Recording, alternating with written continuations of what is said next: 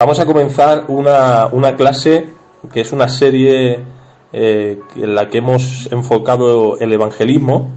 Entonces, yo antes de nada, ya se ha presentado todo al Señor. Solo deciros que por favor toméis un papel, un boli, una Biblia y pues todo lo que podáis ir apuntando, pues lo vais apuntando, porque de alguna forma esto se trata de ir enriqueciendo nuestras vidas. Y como yo muchas veces he dicho, yo no soy profesor ni lo pretendo, pero lo que sí sé es que cada uno tenemos que poner pues de nuestra parte a la hora de enseñar, ¿vale? Porque esto es una pequeña enseñanza, pero luego tú en casa puedes expandir esta enseñanza y ampliarla en conocimiento, ¿vale? Entonces, ya sabéis que esta es una serie de estudios relacionados al evangelismo. La primera clase que vamos a dar está titulada, yo le he puesto título o intento poner títulos a todas las clases, ¿vale? La primera clase se llama Nuestra responsabilidad. Si quieres anotarlo, te doy tiempo. La primera clase es Nuestra responsabilidad en cuanto al evangelismo, por supuesto. Y ahora, para poder ir explicando esta clase, yo necesito, pues, primeramente contaros una ilustración, o más que una ilustración, es una historia real que pasó en los Estados Unidos, ¿vale? Yo lo voy leyendo y esta historia es muy importante que se os quede en la mente, porque esta historia que vamos a narrar va a ser algo que según vaya transcurriendo la clase, pues lo que vamos a hacer es que vamos a ir tomando siempre como precedente esta historia, ¿vale? Este es un episodio real que ocurrió en los Estados Unidos. Esta historia dice que un bombero experimentado fue acusado por una falta grave de su deber. Los superiores, que dijeron que había abandonado su responsabilidad al no preparar un grupo de rescate. Y esto resultó en la muerte innecesaria de una familia de 5 miembros, unos padres y 3 hijos, que murieron calcinados. Los testigos presenciales, dice esta historia, que sintieron repugnancia. ¿Por qué? Porque este bombero pues fue un hombre que mientras esta familia ardía por las llamas, este bombero se entretenía dentro de su camión probando un sistema de música de última generación que había comprado para el jefe de bomberos. Cuando todo esto sucedió, dice que el jefe de bomberos, cuando se enteró de lo sucedido, rápidamente él se distanció del acusado y lo despidió. Y cuando él tuvo que hablar algo acerca de él, alegó esto, dice: no existe más alta traición que abandonar y no auxiliar a los que juró proteger. Eso es lo que puso el jefe de bomberos. Y los encargados de la acusación dijeron que estuvo 3 minutos escuchando, con respeto a nuestro hermano Ismael, pues música, mientras esta familia pedía que los rescataran desde la 6ª planta de un edificio. Los testigos dijeron que vieron cómo la madre caía con su hijo desde un 6º piso, acorralada por las llamas. Y cuando entraron, vieron al padre y a los hijos totalmente calcinados. Y mientras esto sucedía, el bombero permanecía en su camión de bomberos escuchando música. Ahora, yo te pregunto en esta noche, para ti, ¿qué merece este bombero? Podemos poner una pena de cárcel, podemos decir 2 años, 10 años, cadena perpetua, o tal vez algunos podamos pensar la silla eléctrica. Y quiero que esta historia que te acabo de contar, que es real, tú la tengas en mente a medida que vamos avanzando esta clase que hemos puesto como título Nuestra responsabilidad. Y como esta primera clase trata sobre la responsabilidad del Evangelio, pues no podemos hacerlo sin antes poner algunas preguntas sobre la mesa. Preguntas muy importantes que puedes ir anotando. Por ejemplo, ¿cuál es el papel de la Iglesia? ¿Y cuál es el papel y el propósito del discípulo de Jesucristo? Quiero que pongas algo anotándolo ahora. Todos sabéis, lo sabéis mejor que yo, que la palabra cristiano nació del discípulo. En el libro de Hechos dice la palabra de Dios que fue a los discípulos a los que primeramente se les llamó cristianos. Entonces, cada vez que uno dice que somos cristianos, verdaderamente, teológicamente, va implícito que discípulo y cristiano son sinónimos, es decir, son lo mismo. Entonces, cuando nuestro Señor Jesucristo dijo un texto como el que ir por todo el mundo, dijo a sus discípulos, dice el texto. Podríamos decir, dijo a los cristianos. Porque hay gente que se desvincula del papel del evangelismo queriendo pensar que esto solo le pertenece a los siervos de Dios. Pero la palabra de Dios no dice eso. La palabra de Dios dice que todo aquel que es discípulo tiene este deber verdaderamente como discípulo y como hijo de Dios. Entonces la palabra de Dios dice, y le dijo a sus discípulos, id por todo el mundo y anunciar el evangelio a todas las naciones. Entonces, uno de los textos que también habla, ya no los discípulos, sino directamente a la iglesia, es el libro de Hechos.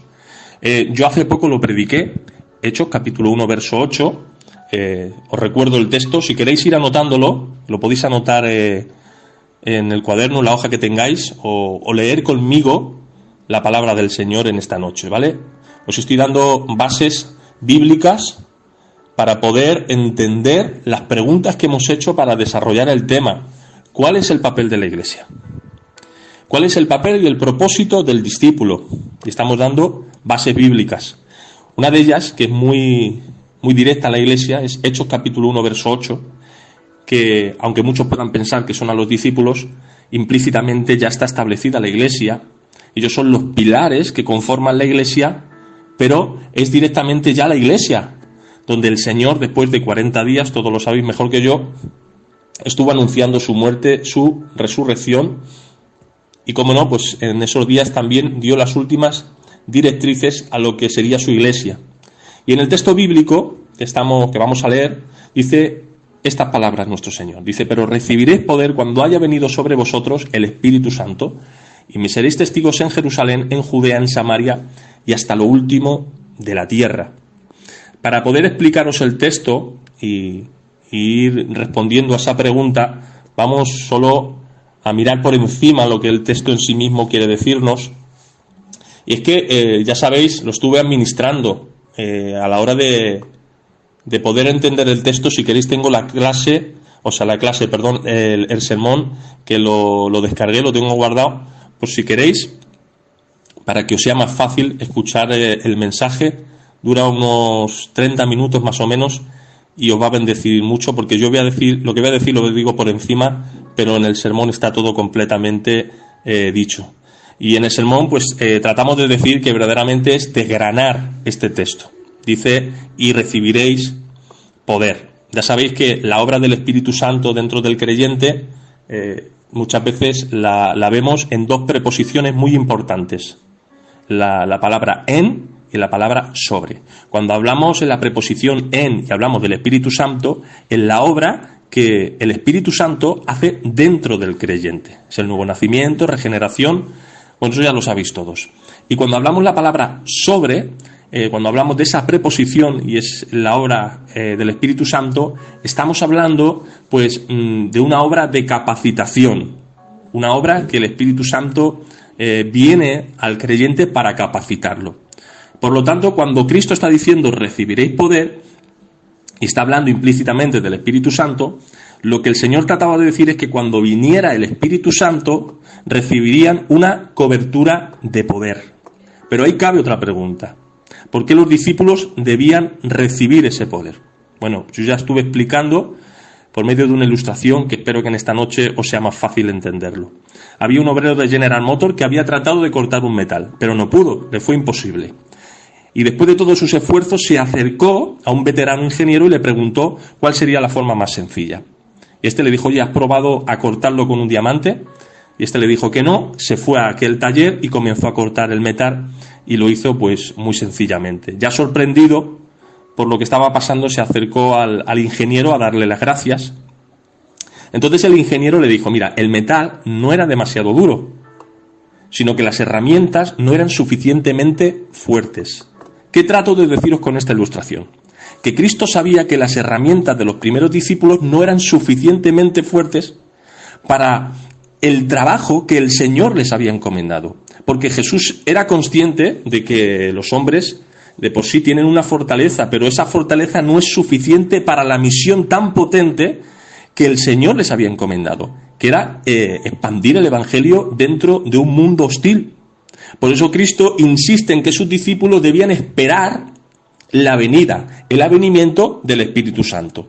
Y como todos sabéis, todo el mundo fue testigo de ese avenimiento, porque en el capítulo 2 del libro de los Hechos hubo una gran manifestación de poder, y esa manifestación de poder pues fue un testimonio verdadero de que el Espíritu Santo había venido en medio de la iglesia.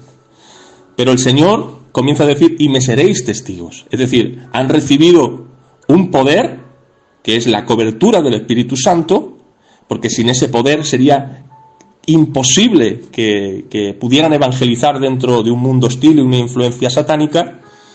Y luego ese poder pues tenía un detonador, es decir, todo ese poder no era algo que se pudiera manifestar porque sí, sino que dice la palabra de Dios, y me seréis testigos.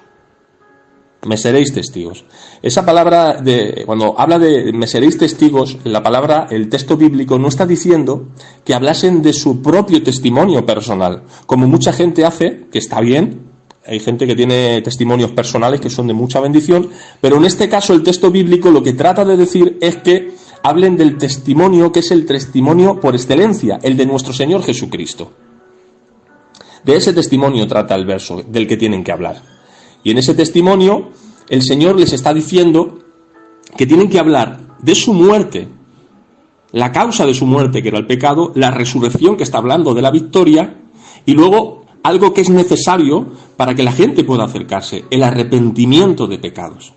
Por eso nuestro Señor Jesucristo dijo en Lucas capítulo 24, verso 46 al 47, podéis leer conmigo, ¿vale? Lucas capítulo 24, verso 46 al 47. Y dijo, así está escrito y así fue necesario que el Cristo padeciese y resucitase de los muertos al tercer día. ¿Te das cuenta?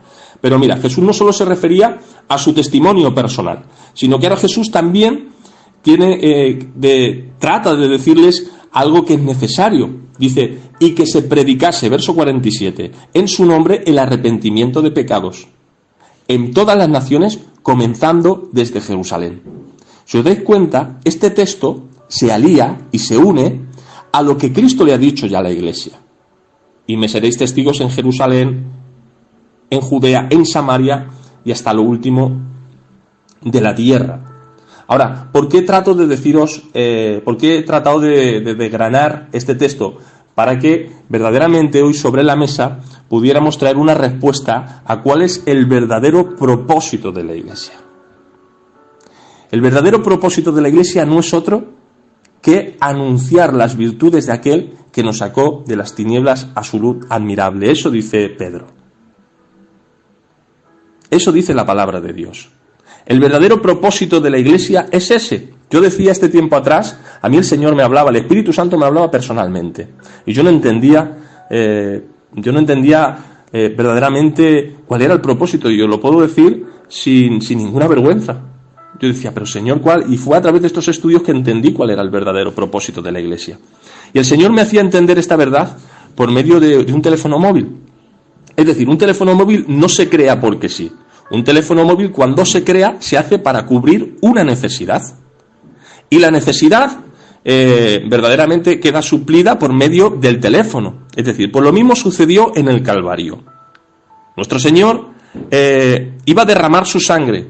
Esa expiación iba a venir a justificar al hombre, pero necesitaba un instrumento y una herramienta para que esa sangre pudiera salpicar a las generaciones venideras. Bueno, pues esa herramienta fue en la Iglesia. Dios instituyó a la Iglesia como esa herramienta para que fuese la Iglesia la que estuviera expandiendo la bendita y la maravillosa palabra del Señor. Por eso Pedro dice, dirigiéndose a la Iglesia, es que no encuentro el texto ahora mismo, dice, vosotros sois nación santa, pueblo adquirido por Dios, recordáis el texto, dice, recordad que la palabra para es propósito, deseo, intención o voluntad. Es decir, que cuando dice para, Pedro, es que ahí se está cubriendo verdaderamente la función de la Iglesia. ¿Cuál es la función de la Iglesia? Para que anunciéis las virtudes de aquel que os sacó de las tinieblas a su luz admirable. ¿Recordáis lo que dijo el Señor? Que teníamos que recordar su testimonio. Y Pedro está confirmando lo que el Señor ha dicho. Es por eso que nosotros, si tuviéramos que responder a esta pregunta, a la pregunta que acabamos de decir, ¿cuál es el verdadero propósito de la Iglesia? Bueno, sencillamente, expandir la palabra, anunciar las virtudes de aquel que nos sacó de las tinieblas a su luz admirable. Entonces, ¿quieres un avivamiento? Porque yo he escuchado durante muchos años escuchar acerca de los avivamientos. Y hoy la Iglesia tiene deseo de poder. Hemos escuchado una Iglesia que añora las glorias pasadas y van en busca de ese poder. He oído a gente decir que dónde están esos milagros, esas manifestaciones de poder. Y la Iglesia contemporánea lo que ha estado buscando, o lo que sigue buscando por desgracia, porque no está reconociendo su error. Este es el gran mal de nuestros días, que la Iglesia no está reconociendo sus errores. Es que la Iglesia de este tiempo busca un nuevo Pentecostés. Pero la palabra de Dios nos deja claro que el poder, ese poder que tanto ansían, no es para entretener a los que están dentro, sino para salvar a los que están fuera. Porque si vosotros analizáis el libro de los Hechos y comenzáis a ver a Pedro, que comienza primeramente a anunciar la muerte y la resurrección de Jesucristo, y seguidamente comienza a predicar el arrepentimiento de pecados. Y ese fue el método que los primeros discípulos iniciaron, el método que Cristo ya había anunciado, que es la forma de anunciar el Evangelio. Y si os dais cuenta, hubo un gran avivamiento en Jerusalén, pero ese gran avivamiento fue producido por causa del evangelismo. Porque mira, nosotros decíamos que el Señor había dicho en el texto, y recibiréis poder. La palabra poder en griego es la palabra dunamis, que significa dinamita. Y sabéis que la dinamita pues es un líquido, es un explosivo que tiene muchísimo poder. Bueno, cuando el Señor estaba hablando, recibiréis poder, está hablando de la obra del Espíritu Santo. Y os voy a decir algo, que a mí el Señor me hablaba personalmente y me bendecía muchísimo. El Espíritu que se movía sobre la faz de las aguas, el mismo que estaba ahí cuando el Señor dijo y se hizo el sol, dijo y apareció la tierra, dijo y se crearon todo ser viviente, es el mismo Espíritu que en el día de Pentecostés está sobre la Iglesia. Eso a mí me llenaba de gozo. Saber que el Espíritu Santo está sobre la Iglesia.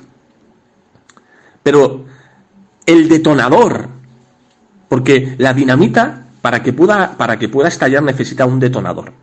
Bueno, pues para que se pueda manifestar el poder del Espíritu Santo, para que podamos ver esos grandes avivamientos, necesitamos un detonador, y la palabra de Dios nos lo deja claro. Ese poder va a comenzar cuando la Iglesia comience a hacer lo que la Iglesia verdaderamente ha sido creada. Mira, si queréis tomar 1 de Pedro 2.9, que era el texto que os había dicho que nos recordaba, 1 de Pedro capítulo 2, verso 9. Mas vosotros sois linaje escogido, real sacerdocio, nación santa, pueblo adquirido por Dios, para anunciar las virtudes de aquel que os llamó de las tinieblas a su luz admirable. Esta es la razón por la que la Iglesia verdaderamente existe. Es su razón de ser. Y cuando una Iglesia pierde la perspectiva de esta realidad, está perdiendo la razón de su ser. Porque el Señor ha creado la Iglesia con ese deseo. Mateo capítulo 28, verso 19, que os decía antes, el Señor había dicho a sus discípulos. Es decir, hay gente que se desvincula de este llamado diciendo, bueno, que lo hagan los ministerios. Si tú eres discípulo, tú tienes que llevar a cabo la misión que el Señor nos ha establecido en la palabra de Dios. Porque yo te hago una pregunta. Si solo hubiera dado esa misión a los 11 discípulos, el Evangelio hubiera muerto. ¿Y qué dices, Nico? Claro. Si solo hubieran discipulado a estos hombres y el Evangelio no se hubiera discipulado después de ellos, tú y yo no tendríamos a Jesucristo en nuestras vidas. Es decir, la Iglesia tiene una responsabilidad, porque eso es lo que los primeros discípulos inculcaron en los miembros de la Iglesia, que todo aquel que es hijo del Señor, todo aquel que es discípulo, todo aquel que es cristiano, tiene una responsabilidad, y es anunciar las virtudes de aquel que nos sacó de las tinieblas a su luz admirable. Ahora, os voy a dar un dato que es real también, ¿vale? El dato es que el 2% de las iglesias de Estados Unidos evangelizan. Estamos hablando de unos 300 millones de personas. Hablamos de un país que la mayoría son cristianos. Imaginaros, estamos hablando del 2% de esas iglesias. Bueno, pues de este 2% no sabe lo que decir a la hora de evangelizar.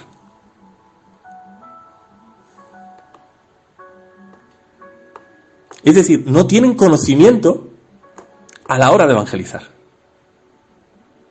Ahora, ¿por qué es tan importante que nosotros, por medio de estas clases, comencemos a adquirir ese conocimiento? Mira, os diré por qué. Yo estaba anotando aquí y te diré. Tú imagínate que ese bombero del que estábamos hablando, imagínate si estuviera en el juicio y dijera por un momento, yo no estaba preparado, no sabía cómo rescatar a esa gente. Yo te digo desde aquí que eso no sería una excusa. Porque si de verdad era un bombero, debía haber estudiado y entrenado para ese oficio. Y ese es el mismo deber que tenemos cada uno de nosotros. Es nuestra responsabilidad. Tú no puedes, no sé, es que no sé cómo expresarlo. No tiene ningún sentido que digamos que no sé, por ejemplo, por poner un ejemplo, nos gusta el fútbol, pero no nos gusta el deporte. No tiene ningún sentido. ¿Y sabes lo que estamos haciendo? Que por desgracia, yo hablo con respeto a mis hermanos Jami y al pastor, y con permiso de ellos quiero decir esto, ¿vale? Porque tengo amistad y confianza para decirlo. El problema de nuestros días es que nosotros, en vez de responsabilizar a la gente de que tienen una responsabilidad, lo que hacemos es cargar a las iglesias con multitud de actividades que no tienen nada que ver con la iglesia. Mientras que se está descuidando el verdadero propósito de la iglesia, que es el evangelismo, el salvar a vidas. Y es que todos nosotros debemos estar preparados para la labor del evangelismo. Cristo dijo, mira lo que dijo Cristo, dice, si me amáis, guardad mis mandamientos. Pero si le seguimos de labios y rehusamos a la obra que Él a nosotros nos ha encomendado, entonces Él no es nuestro Señor. No podemos decir que es nuestro Señor cuando rehusamos a cumplir los mandamientos que Él ha establecido. El evangelismo no es una opción. El evangelismo es una obligación. Es un mandamiento que le da el Señor. Pero como he dicho, quiero ir recordándote. Yo te voy diciendo, ¿qué sentencia le diste al bombero? 2 años, 10 años, cadena perpetua, silla eléctrica. ¿Qué condena le estás dando al bombero? ¿Qué juicio es el que has hecho contra él? Te voy a decir que el descuido de ese bombero costó la vida de una familia. Pero te voy a decir algo más fuerte.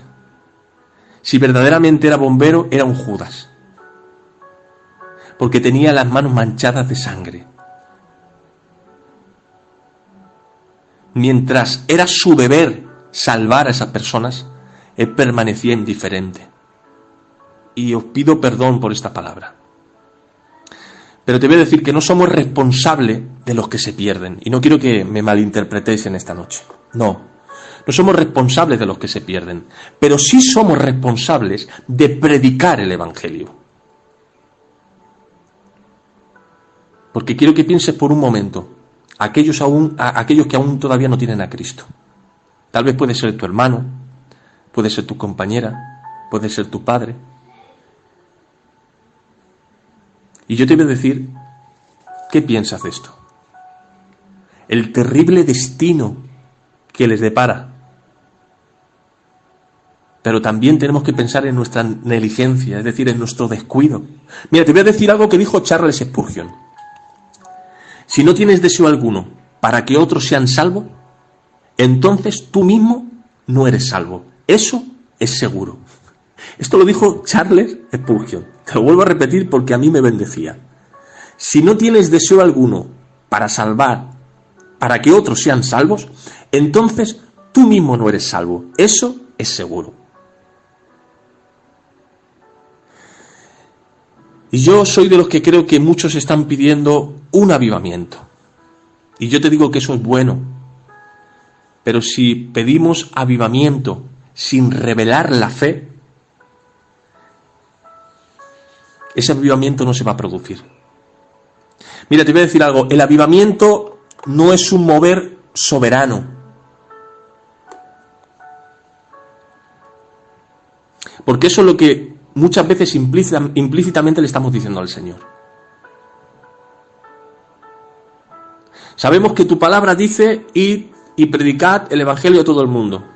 Pero nosotros nos quedamos aquí a orar. Sabemos que el Evangelio es poder de Dios para salvación, pero nosotros preferimos quedarnos aquí.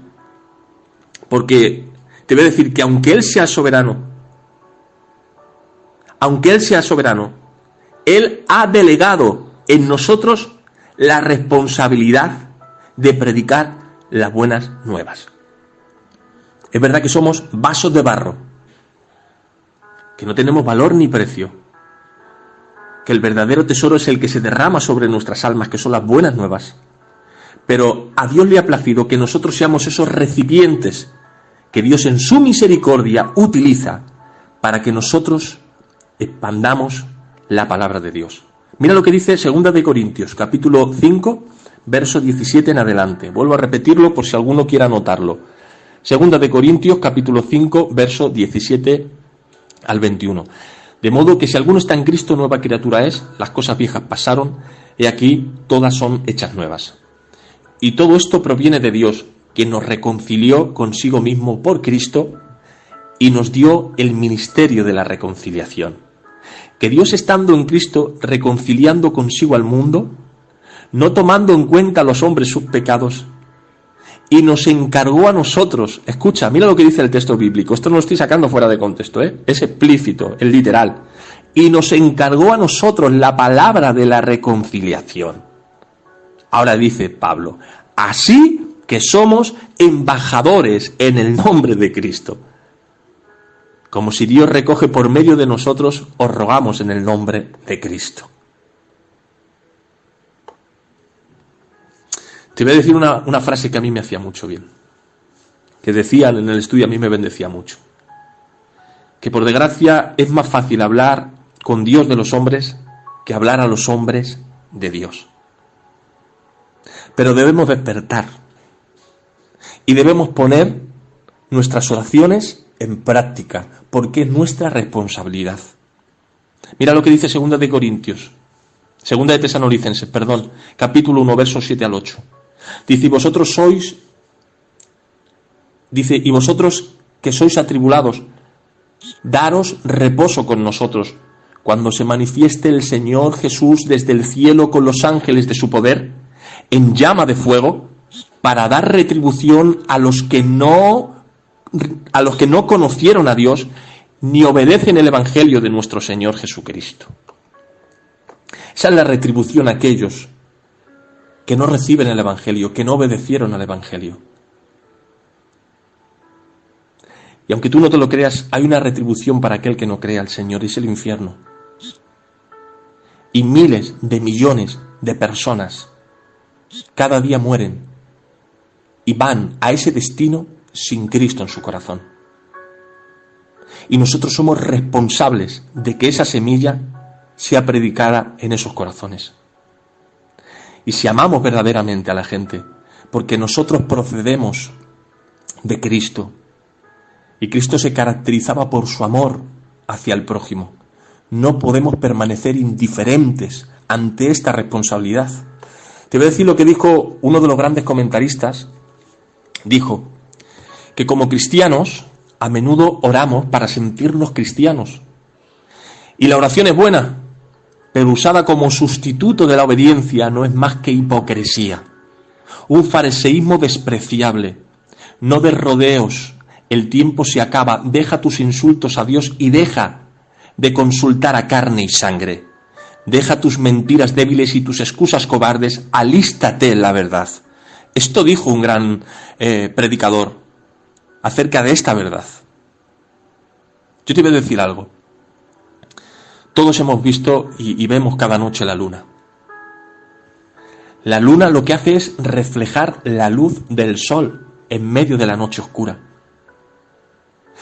Y la Iglesia es esa luz en medio de un mundo lleno de tinieblas.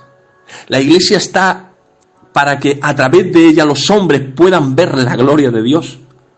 Pero si te voy a decir algo importante acerca de la luna no solo tiene poder para reflejar la luz, sino que gobierna las mareas. La Iglesia no solo es capaz de reflejar esa luz, sino que también gobierna las mareas. Esto está científicamente comprobado. Pero si lo llevamos al espíritu, todos los avivamientos del siglo pasado fueron iniciados por una Iglesia que sabía cuál era su papel en el mundo. Porque quiero recordarte que los avivamientos comienzan cuando la Iglesia practica, lleva a cabo la palabra de Dios. Y una de las cosas que Jesús nos dijo, o que dijo a sus discípulos, es: venid a mí, y yo haré que seáis pescadores de hombres. Venid a mí. Y hoy el Señor te está diciendo: ven a mí, y yo te prepararé para que seas pescador de hombres. Y si vas a ser un pescador de hombres, no esperes a que los peces vengan a ti. Puede que tengas suerte un día y alguien se pueda cruzar en tu camino. Pero si verdaderamente vamos a evangelizar, esta evangelización nace desde dentro hacia afuera. Comenzará en casa, entre nuestros familiares, vecinos, nuestros amigos, pero como decía el texto bíblico, o se refieren muchos textos bíblicos, todo este evangelismo tiene que repercutir en el mundo, en el mundo.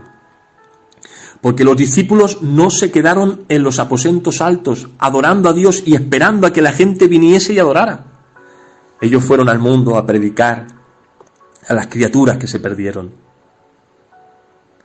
Ahora, ¿cuál es el problema? De que muchos no quieran evangelizar.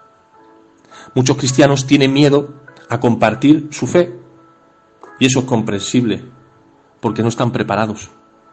Tú imagínate que te mandan a alguien en este tiempo a la guerra con una escoba. No sé si se mostraría muy valiente con una escoba en sus manos, pero tú imagínate que a esa persona le das un arma de última generación. Esa persona, pues en ese momento, teniendo ese arma, pues creo yo que estaría más seguro, incluso hasta valiente, sabiendo que tiene un arma con tantísima potencia. Por lo que nosotros vamos a hacer por medio de estos estudios es que vamos a estudiar y vamos a preparar para que nosotros podamos tener esa herramienta a la hora de poder evangelizar a aquellos que están fuera. Y la manera en que los vamos a enfrentar no va a ser enfrentarnos al intelecto de aquellos que nos escuchan, sino que vamos a ir a sus conciencias y vamos a utilizar las almas que necesitamos para poder presentar un evangelio bíblico. Porque muchas de las frustraciones es no tener las palabras correctas, y eso lo que ha sucedido muchas veces es que te ha cohibido a la hora de poder hablar con alguien. Por eso lo que vamos a aprender y vamos a compartir en este tiempo de estudios es poder razonar con gente que también tiene intelecto, pero todo asiento que se asienta en los argumentos de su intelecto, nosotros al final vamos a finalizar a su conciencia. Porque todos nuestros argumentos tienen que apelar a la conciencia de cada persona. Luego más adelante vais a entender por qué hablo de la conciencia de estas personas a las que vamos a evangelizar. Eso será en las siguientes clases. Y vamos a ver que esto es lo que bíblicamente hizo Cristo a la hora de evangelizar. Es decir, no vamos a evangelizar como en este tiempo se está evangelizando. La siguiente clase sería la forma en la que debemos evangelizar. Hoy ha sido la responsabilidad del evangelismo, la responsabilidad de todos nosotros. Y como he dicho, pues vamos a estar aprendiendo verdaderamente cómo poder presentar el evangelio de una forma bíblica y muchas veces sin apuntar a las Escrituras o mencionar la fe, enseñando a la gente que no se sientan intimidadas por nuestro intelecto bíblico o porque tal vez en ese momento sean reacios. Y aquí nos van a... yo por este estudio he podido ver que hay muchos instrumentos a la hora de presentar el Evangelio. Pero eso lo vamos a ver en la próxima clase, ¿vale? Yo solo quiero terminar con esta reflexión. Recordad lo que hemos dicho de aquel episodio que pasó con aquel bombero que fue, os lo vuelvo a repetir, en hechos reales.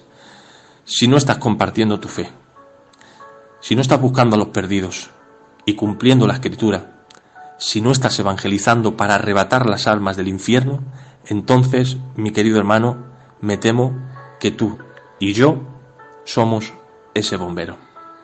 Espero que no sea así. Espero que esta clase nos haga reflexionar, nos haga entender que tenemos una gran responsabilidad y que como miembros de la Iglesia de Jesucristo, como discípulos de Jesucristo, nosotros tenemos un deber. No podemos permanecer entretenidos por las cosas de este mundo mientras hay gente que necesita la palabra de Dios. Espero que os haya bendecido. Yo no he querido ser largo, van 36 minutos o 37 minutos. Fijaros, es como un sermón lo que os he estado diciendo. Esta es la primera clase.